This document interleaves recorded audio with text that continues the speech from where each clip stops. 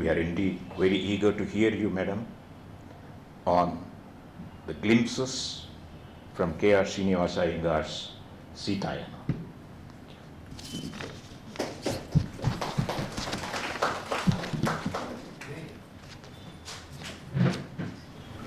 Present something from Aurobindo Society, Puducherry. Chennai. Just some of my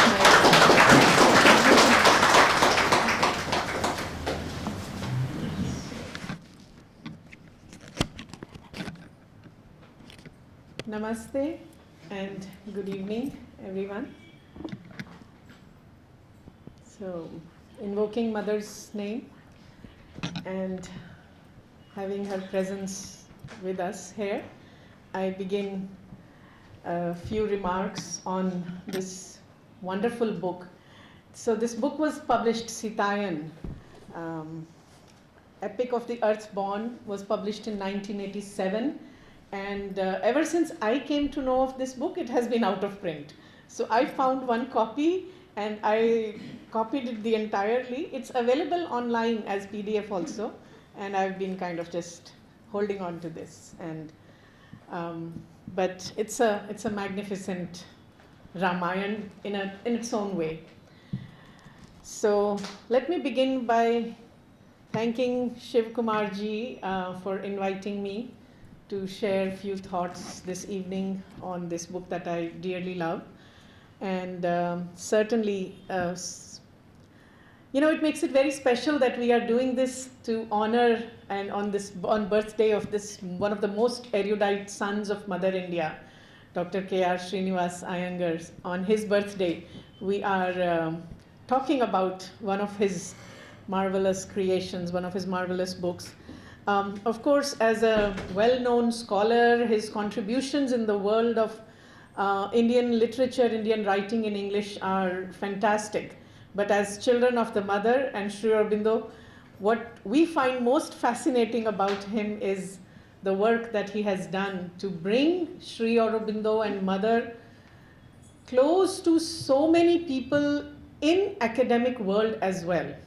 So, which is, not easy, because academia, as a former academe, I understand how academia is closed to many of, these great, profound thinkers and visionaries of our Indian, those who have born in this motherland, just because the academic world is not open to understanding how this division between what is secular and what is spiritual is actually meaningless. And that's why they keep creating this chasm. So the fact that Dr. K.R.Srinivasa Iyengar ji could do that itself is quite a feat. So I have, like I said, there are, of course, Srinivasa Iyengar ji's book on the mother and his authoritative biography and a history. What he says, Sri Aurobindo, a biography and a history. Those are very, very dear works. But what I find so fascinating about Sitayan is that he says this right in the introduction of his work, that this is not a reinterpretation of Ramayana from Sita's perspective. It is not just a retelling of Ramayana from the perspective of Sita. It is a very fresh recital of the story of Ramayana, but with Sita as the center. So along with Sita, many other women also enter in the way he recites the story. And I'll talk a little bit about some of those women as well. So let me begin with the very fact that he calls it Sitayan, the epic of the earth-born, and he speaks of it as Sitaya Charitam Mahat, the saga, the sublime saga of Sita. So the entire focus in Sitayan, kind of like Ramayana, is journey of Sita. There we have journey of Rama from birth, childhood, maturity, marriage, so many other things. This is Sita's journey, right from when she's born to her girlhood. She's, shown playing with her sisters. Then when she matures, her education, and I want to focus a little bit on that part towards the second part of my talk today. That's why the first part of the title is Sita's initiation, how she's initiated into a higher life. That part is also very interesting. So the journey is very integral to the way the story is built. So the journey from birth, childhood, education, marriage, exile with Ram, then abduction, then Agni Pariksha, banishment, the second exile, motherhood, reunion with Ram, and then the final rest in Mother Earth's embrace, Mother Earth's lap. So this journey is very important in the narrative because it is a journey of Sita not only on the external but also Sita's journey within. Every time we meet Sita in introspective mood, in reflective mood, thinking, reflecting, introspecting on what is happening in her outer life and what it means for her inner life. So her yoga, just like we find Savitri's yoga in Savitri, we have beautiful glimpses of Sita's yoga throughout the narrative as well, right from the childhood. So these introspective and contemplative moods are very important. Now these are reflections on life, truth, womanhood, sisterhood, her deep kinship with Mother Nature. That's why the subtitle, the saga of the Earthborn, epic of the Earthborn. So her deep kinship with Mother Earth, with Mother Nature, humanity's evolutionary march across time. She's reflecting on that as well.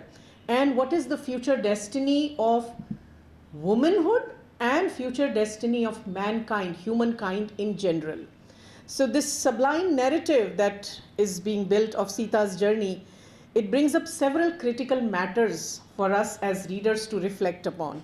Now, what are some of these things? And I'm just pointing out a few. The very first thing that attracted me, because it comes very early in the narrative, is what is the true education? What should be the true education that can facilitate deep self-inquiry? So those of you who might have read a little booklet that was brought out by Aurobindo Society long time back, Education and Initiation by Nalini Khan Gupta. And I've read this few times, and I've always been intrigued by the idea of what is the difference between education and initiation. Diksha, as we say in Indian language, Diksha or initiation into a higher quest for meaning of life. So that is very beautifully portrayed by the poet here. Then there is another layer of reflection that is interesting to a reader from Sita's narrative is a deeper view of women empowerment, or what we can call as spiritual feminism or integral feminism, which is very interesting because here Dr. K.R.Srinivasa Iyengar does not take any activist stance. He as the true child of the mother, he's kind of really showing us a case study of that one sentence that mother had said, that the problem of feminism, like all problems of the world, is a spiritual problem. And right here is a beautiful illustration, how Sita deals with some of the things that happen in her life. And I'm not going into the specifics because most of us know the challenges that Sita goes through. Then there is another layer of reflection that comes, that what kind of deep sensitivity and what kind of deeper communion we can have with Mother Nature, with Mother Earth, which actually can have true and sustainable solutions to the ecological crisis we face today in the world.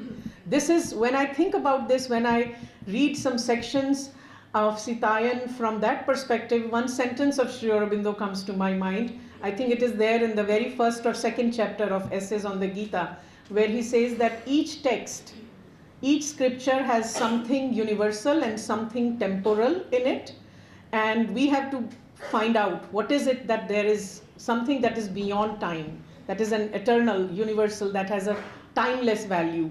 Even though this was written in 87, I mean this was published in 87, the history of writing is a few years old, and Srinivasa Iyengar ji talk about that in the introduction of the history. There also, he spent time in Delhi ashram finishing some parts of Sitayan.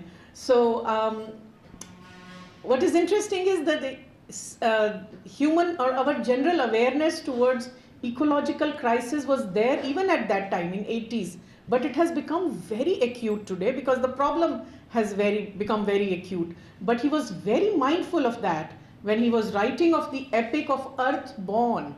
She is Madhavi's daughter. She is the daughter of Earth. How can she be insensitive to that? So through her narrative, through her introspections, we get a very interesting glimpse as to how we should develop a deeper sensitivity to the challenges faced by Mother Earth and Mother Nature. So that's very interesting. The other theme that comes up very strongly connects to the descent of Sita, the descent of Divine Mother in the form of Sita, which is transcendence of suffering as a source of inner strength. And I will say this again, transcendence of suffering as a source of inner strength, not the other way around. Even though other way is also important, we need inner strength to transcend suffering.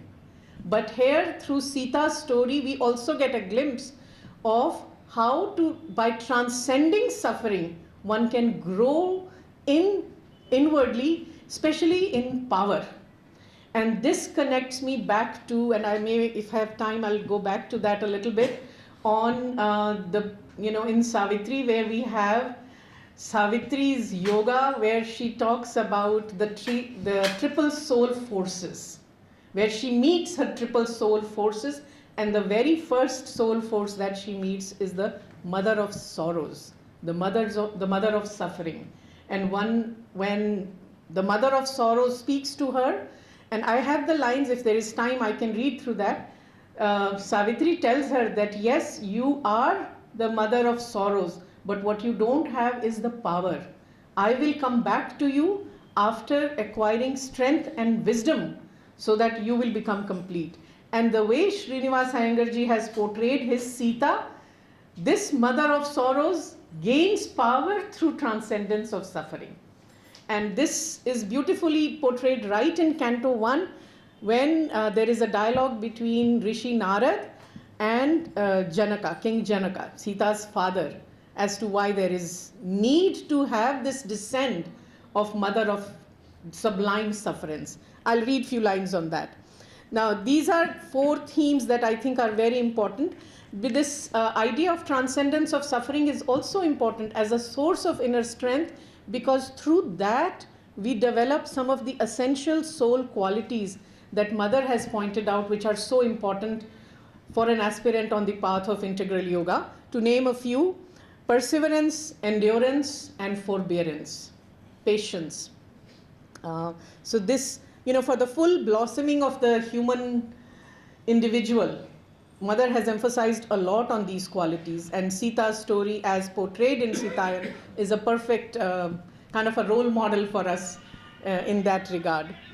So, but besides these 4 or 5 themes that I've just pointed out, there is one other important thing that Dr. K.R.Srinivasa Iyengar has been so successful in bringing out, which is Sita as embodiment of grace and love and compassion, and how she has come from the higher realms to show humanity the path to transcend suffering. And there are so many instances when Sita herself reflects upon this role of grace. There I find a very important influence of Sri Aurobindo's vision and Mother's vision of what this whole existence is all about in this work. So the very first paragraph in the Mother, there are 2 forces: aspiration from below and grace from above. So that grace is throughout there. And there is one very beautiful example of that where this is so touching for me. This was so touching for me when I read it first time. So Sita is a little girl, and she's with her sisters Urmila, Mandavi, and Shrutikirti. They are studying, and one of the things that Sita enjoys a lot is the game of snakes and ladders. And so again, integral education, using games creatively. This was the ancient Indian tradition also. Snakes and ladders is a modern name to the game that was, I think, 12th or 13th century invented at that time, and it was called Mokshpatam. And the game was a way for educators and parents to cultivate higher values, higher virtues in the children through a game. So I think it used to have 99 or 100 boxes, and on several of those boxes were higher virtues mentioned. And so like faith or trust or I don't know, patience, something like that. And a ladder will go from that, one of those virtues, to higher. And then there would be sort of like not so positive virtue, not so positive qualities like anger or lust or impatience.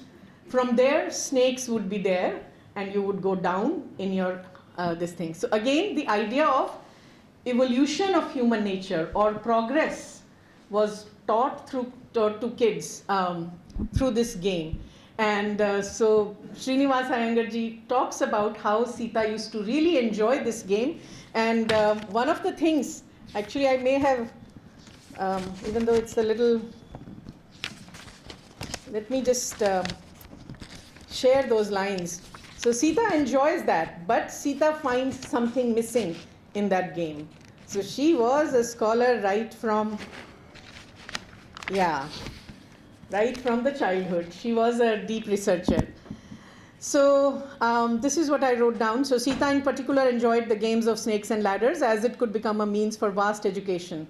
This is how the poet Srinivasa Iyengar ji write about the game. The ground plan was a complex geography of the ethical cosmos. Ladders and spiraling hill climbs above, snakes and abysses below. Sita felt half frightened, half edified by the naming and ranking of the sins and virtues and the sequent punishments and promotions. And for every rise, howsoever steep, there lurked near an abysmal fall, and these crisscrossed teasingly, and one learnt humility and hope. So this is what Sita's experience is through the game of snakes and ladders, or Mokshpatam.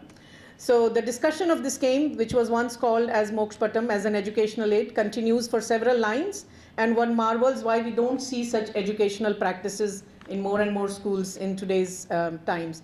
But then there is something that is very poignant that we come across at the end of this canto, and this canto is called The Girlhood of Sita.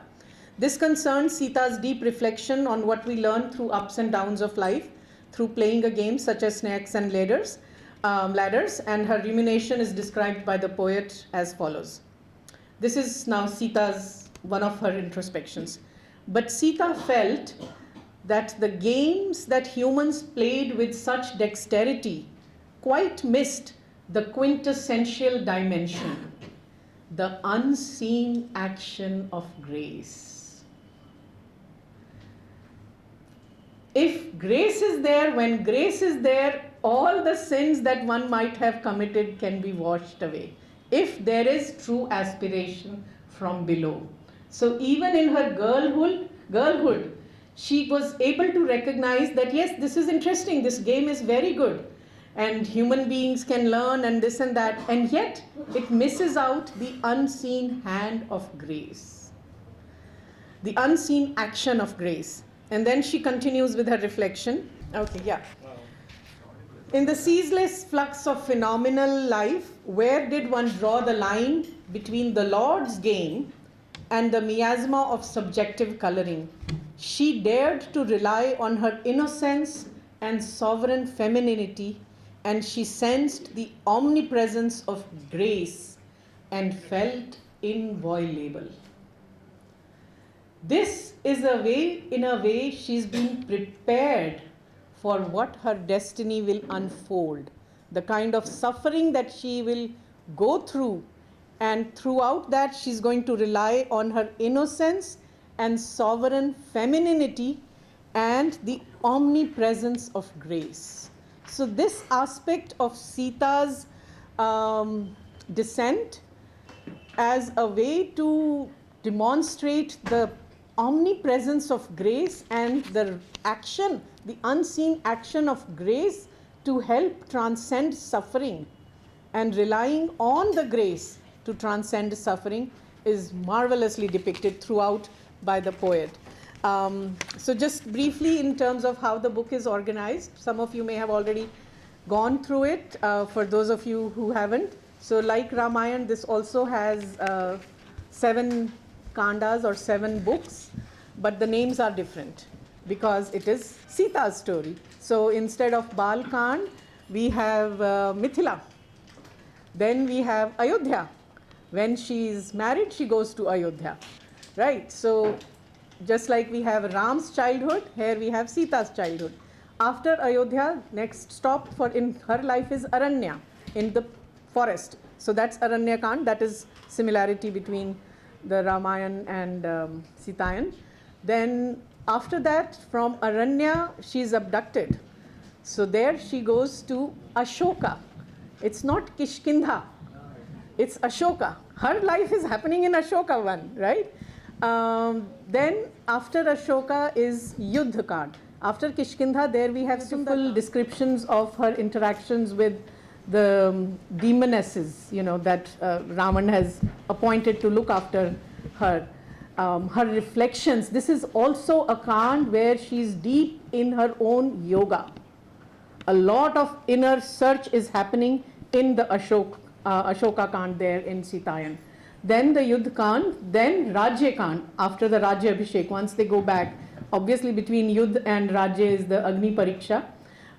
Then after Rajya is the Ashram, the last Kand, which is the Uttar Kand. Again, because it is Sita's journey. So Sita is moved back to she starts living in an ashram after the Rajya, after the second banishment, the second exile. So that's how the book is arranged in 7 books. Each book has 11 cantos. So one just has to keep on reading this. There are many, to make it women-centric, like I said before, there are many other characters who come very prominently, not only Sita's sisters, but also Sita's interaction with women like Ahalya. Now this is very interesting. That's why it is not a retelling of Ramayana. This is the poet's fresh, new visions that he has had, which are portrayed there. So Sita's interaction with Mother Anasuya is there in Valmiki's Ramayana. But does Sita ever meet Ahilya? In Sitayan she does. And the kind of caution Ahilya puts in Sita's mind is amazing. As to what we, again like I said, time frame written in mid-80s, the kinds of things that have happened in terms of the horrible crimes against women, as if Ahilya had this forevision to see, and she warns Sita that this is the future we may have to face as women if something does not change. And what that change is also told by other women like Anasuya, Lopamudra, and there is a new character that Srinivasa Iyengar introduces as another great sage, and her name is given as Devi Manasi, and I'll come to that in a minute. So who is this Manasi? Who is this being that Sita meets? And all these women, great women, tell her about what is the way to not only transcend suffering, they give intimations to her that what might be there in her destiny. They also tell her how to transcend what might be coming in the destiny, how to transcend suffering, but they also guard her, give her through Sita, through their exchange with Sita, they tell us, the readers, what is coming in the future if we don't wake up now. Not only in terms of the situation of women, but also general humanity. And there again we find this great presence of Sri Aurobindo throughout the narrative as to evolution of consciousness, the future destiny of mankind, the role of transformation of nature as the only possible solution to the great evolutionary crisis that we face today as humanity. So all those are kind of built into the narrative. Now, like I said, there are many, many layers that one can talk about it, but I'll focus on 2 or 3 main things. Who is this Devi Manasi? Let me first talk about that. Or before that, actually, there are other women that Sita meets, Gargi, Maitreyi, the wife of Gargi, the great Rishika herself, Maitreyi, the wife of Yagyavalkya, and we know that he was a regular in Janak's sabhas, assemblies. Even Upanishads have talked about that. So again, when we see Sita's educational growth period, there are many layers to it. One is, as a very little child, she and her sisters are learning in nature. So nature as an educator is beautifully portrayed. When they grow up a little bit more formal education has to be given. Then we have descriptions of Sita and her sisters going to different gurukulas, different ashramas. Janaka, who was a philosopher king, we know, he himself was taking a lot of interest in his daughter's education, and he was taking them to different ashrams, and Sita was the most perceptive. That's how her, her student days are described. She meets Maitreyi, and Maitreyi tells her many things. She meets Gargi. Gargi takes special interest in Sita, and Gargi takes her on what we today would call as field trips. Right? So there are 2 field trips that are transformative for Sita, and those are described the first one is described in a canto called Initiation, which is why I call this Sita's initiation. And so Gargi brings her to this mandala, very unique kind of a mandala, and one should read the whole canto. I have culled out few lines just to give you a little taste of what that would be like. So yeah, let me just read this thing. So this mandala is organized, and if you read it, you will recognize what this mandala is. It is none other than Sri Aurobindo Ashram in Pondicherry. And how everybody is doing some kind of karma yoga, and how in the middle of all of that is a mother's presence, and she is guiding. There are the meditation sessions that mother used to have, so they call it still sitting sessions, sitting still, right? So she sits in the middle. For days, Sita along with Gargi attends these still sitting sessions, and she develops a very keen, very beautiful fascination with this mother figure. And finally the day comes when this mother figure, whose name is not given, she tells Gargi, bring her. It's time for me to meet her. And then our mother meets Mother Sita. I mean, you can't read and not just have tears of joy while reading that canto. So I'll just share a little bit of taste of that canto called it's just called the Initiation. The second visit by Sita and her sisters. Her sisters are also there, but mother only calls Sita for a special meeting. The second visit by Sita and her sisters is described, as I said, in the canto called Initiation. Rishika, Gargi, Vachaknavi, struck by Maithilian princess sincerity, she takes them to a special ashram, an exclusive mandala. That's how Srinivasa Iyengar ji describes, where they are exposed to the mandala's integrated way of life. There Sita meets the presiding mother, who initiates her with, how does she initiate? With her divine smile. And in a moment, Sita attains what poet describes as a maturity in truth. Just through a divine smile, Sita attains maturity in truth and the light of her new knowledge. So who is this Mother Divine and who the ashram is? Like I said, we just have to read and admire the poet's genius in bringing that. Then when the day comes for the meeting, this is how the poet describes. The day came at last when Gargi arranged for Sita to be received by the mother of all radiances in her own sanctuary. It was a bare, small retreat. Mother's room, very small. And there, behind the high-backed chair, right? There is a high-backed chair. She sat in the backgrounding walls and there behind the high-backed chair she sat in, the backgrounding walls were serenely blue as though the sky was around. Sita had known the feel of the power of that frail figure's presence in the meditative evening sessions of the last several days. And now, this meeting was like the river homing to the sea. For all contours of difference faded away and a deep peace descended. Sita fell almost in a leap before the seat of that effulgence. And as she made obeisance, the mother gave a transfiguring smile. Then gathering and seating the prostrate Sita before her, she gazed. Mother, she gazed long at the trembling Mathili as if reading her life like a book. It was like a trance of exploration for those liquid eyes of light, seemed to respond to sharp alternations and flickered accordingly. Wasn't she seeing farther and deeper than she had intended at first?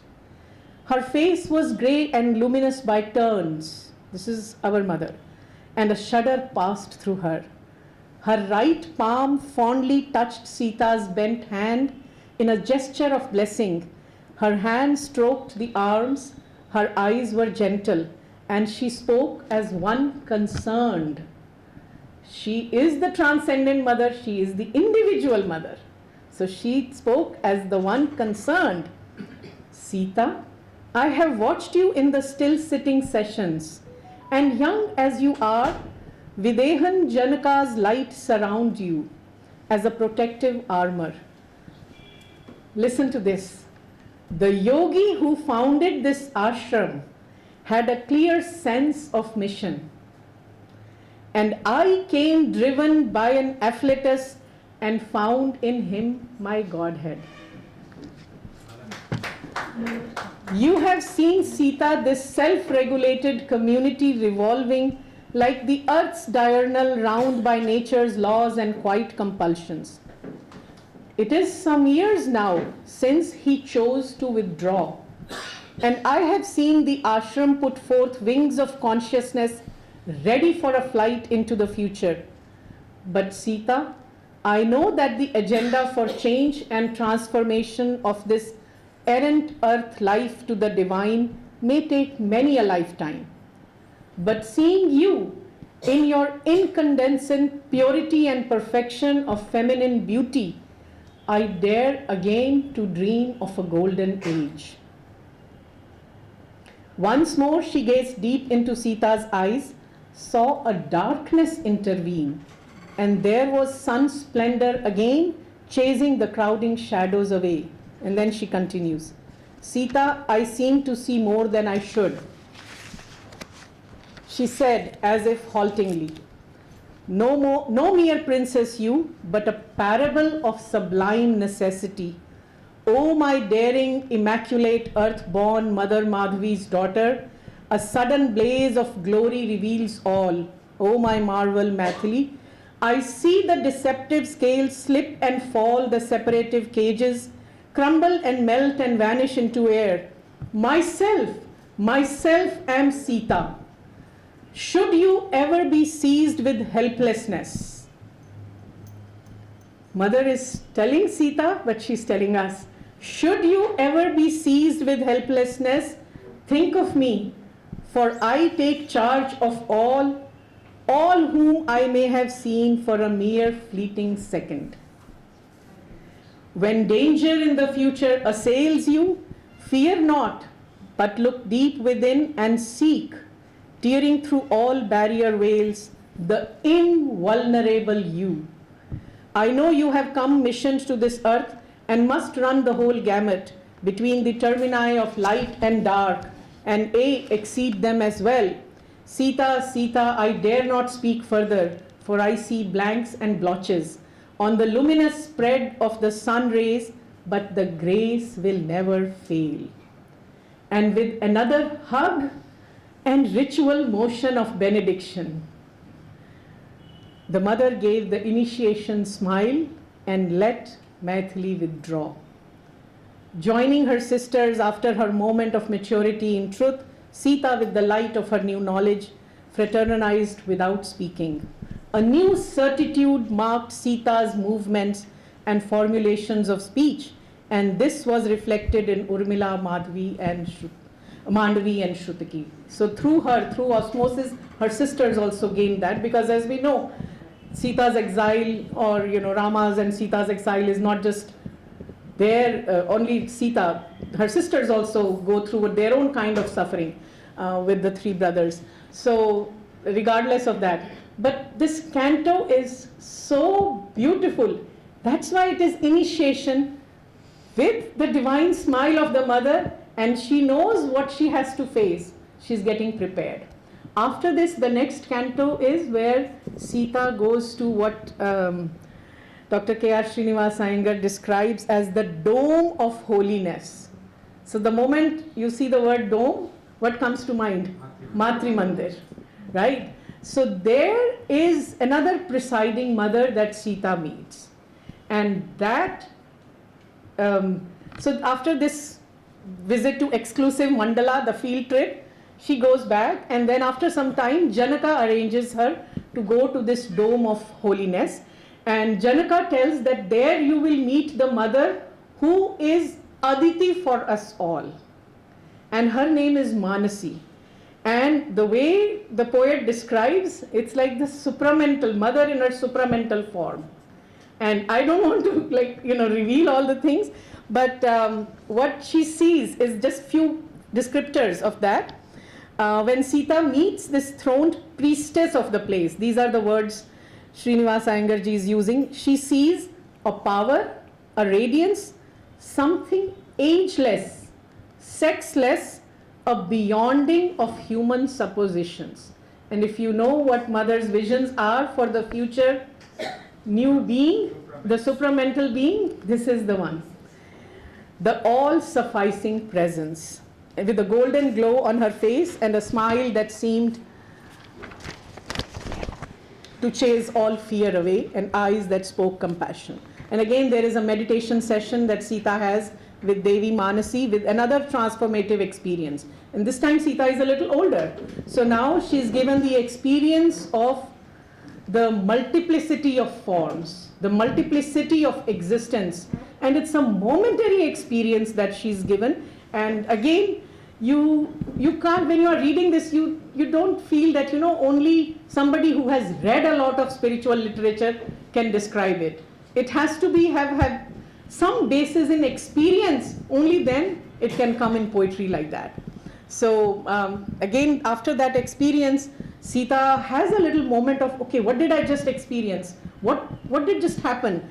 And this multitudinous phenomena that she sees. And then Mother Manasi gives her a little bit of assurance and a clue. And this is how the poet described. But Sita, there is also the key or clue to the constant theatre and its play of varieties. And seize it, and nothing can assail you. You have seen the phantasmagoria of forms, functions, processes, the mysteries of interdependence and deep inter-involvement. One moment the spendthrift plays on, and another the actors are but foam stuff, dream stuff, leaving nothing but ghost memories behind. You've seen Sita, the varied terraces, the rising and the falling, the mystical mathematics of heaven that keep them all together. But remember, there is the infallible soul key, the clue to the rest, and the soul is itself the unique you and the infinite as well. It may be with a destiny like yours, see how she's being prepared. It may be with a destiny like yours, you may have to face trials far beyond the range of the average. That's why this education. in this unrelenting movement of time, in this cosmic living space, remember, the center is everywhere, the circumference nowhere. In times of terrific perplexity, fear not, but dive deep within. Look for the hub, the prime source of all, and you will be sovereignly free. So it is this kind of education that is given to Sita which prepares her for what has to come in the Ayodhya Kand onwards. So when she is in Ashoka Van, she's reflecting on all of what she had gone through, what she had learned, and she actually experiences the truths within. She finds the soul within. She's prepared for whatever has to happen. She even sees the divinity in what is happening around, in the sense of even Ravan's behavior. She's no longer angry, or she doesn't have the rage. She has compassion for this lost soul, right? She has compassion. Her discussions with Trijata, Sarma, who is the wife of Vibhishan, they're just amazing. Her discussions with Trijata, who has clairvoyance, she can see the future. Again, so much beauty is there in the way the poet portrays. But it all goes back to the very beginning, the purpose of Sita's descent, which, as I said in the beginning, starts with that discussion between King Janaka and Muni Narad. And Janaka's question, and it reminds you of Ashwapati's quest, right? The yoga of the king. What is the solution to the problems that we have? And Janaka's dilemma is that there are two poles. Either there are people who have attained certain spiritual knowledge, the jnana, the true kind of jnana, and who have been able to transcend the knots of life, the dualities of life, the dilemmas of life. And then there are the majority who don't know, who are still struggling with it. How do we, bridge the gap? How do we, this poles apart, how do we bridge that? That's the question he poses to Narad. And Narad says that love is the way to bridge the gap, and maybe it is time to have a descent that is embodied, some kind of descent, embodied divine in the form of love and compassion. And then Janaka says, yeah, that's a good idea. And then there is another layer of discussion. Narad says, this is not the first that I am saying it. We know it has happened, and divine has descended in many ways. And then he enumerates the previous avatars just in few lines. But then he says, maybe it is time for change of strategy. And that change of strategy is, how about this time divine descends in the form of a woman? And as a woman who is embodying sublime sufferance, as that mother of suffering, the mother of sorrows, who can show the path to transcend sorrow, transcend suffering. Again, very interestingly, if you connect this with integral yoga, the mother of sorrows as the psychic soul power, as the psychic power that the Mother Savitri meets in Savitri, this is a power that sort of oversees or sort of is in charge of the physical mind in us. The key quality, or the key purpose, or the key way in which this physical mind creates suffering is through some sort of a mechanical inertia, a mechanical rounding up of things which is based in inertia. So physical is, matter, physical mind, lot of inertia, and because we cannot let go of that repetitive, whatever problem might be there in our life, it creates suffering for us. So the mother of sorrows sort of oversees this inner physical mind, which becomes a source of suffering for us. But when transformed, as Sri Aurobindo says, in the supramental form, the same guna of inertia is also the guna of peace. He uses the word shama. It's peace, rest, quietude. The journey is the journey of the transformation. from inertia of the physical mind to the peace of the supramental mind, right? So in its supramental form. And that journey is what Sita's depiction in Sitayan is portrayed. That's how I see it. Sita as that mother of sublime sufferance who shows us a way to transcend and transform suffering.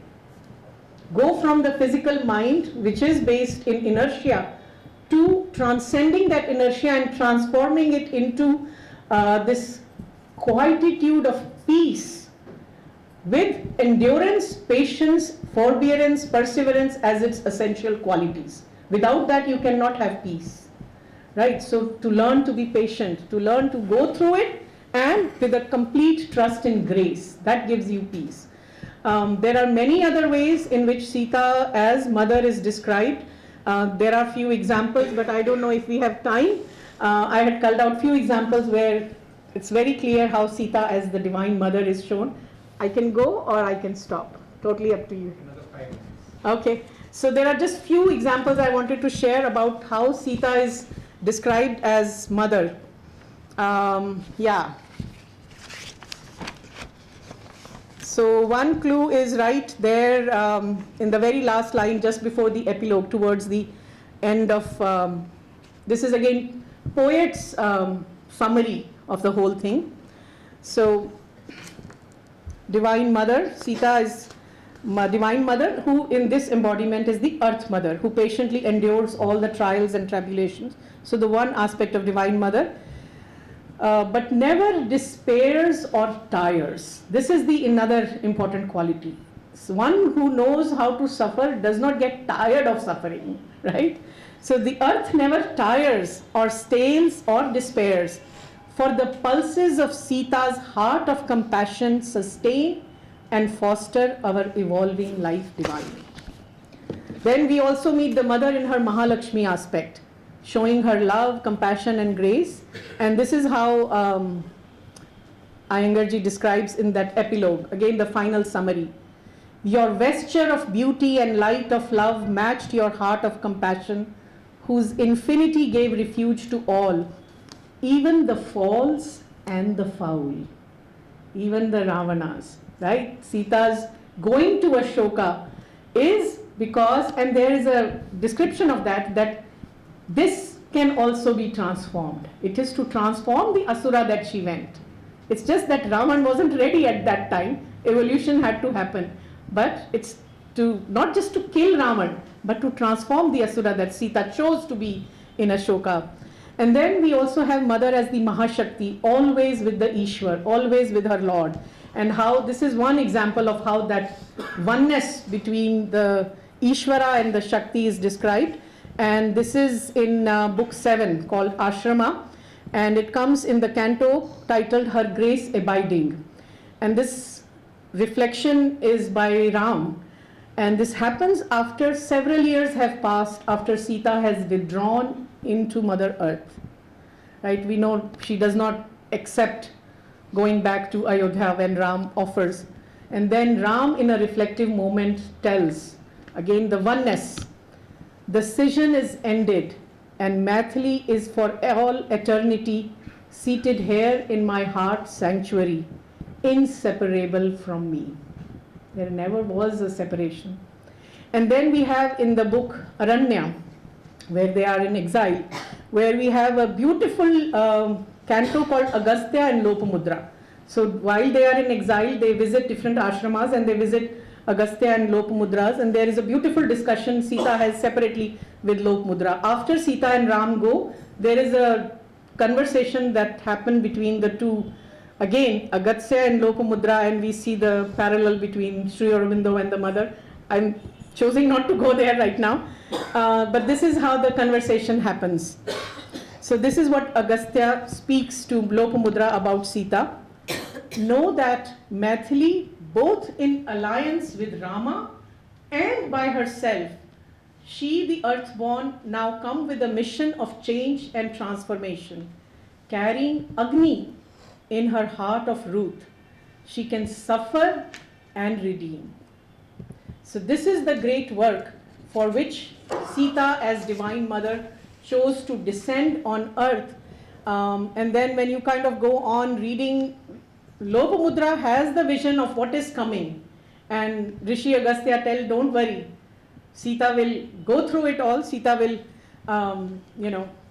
suffer through all, and not only redeem herself, redeem the humanity through her transcendence of suffering. So I could go on, but for now I think this is enough. But my plan is to go much deeper into this beautiful work that Dr. Srinivasa Iyengar has left us with. I mean, I just wish more and more literature departments in our universities take this up as compulsory reading. So thank you so much.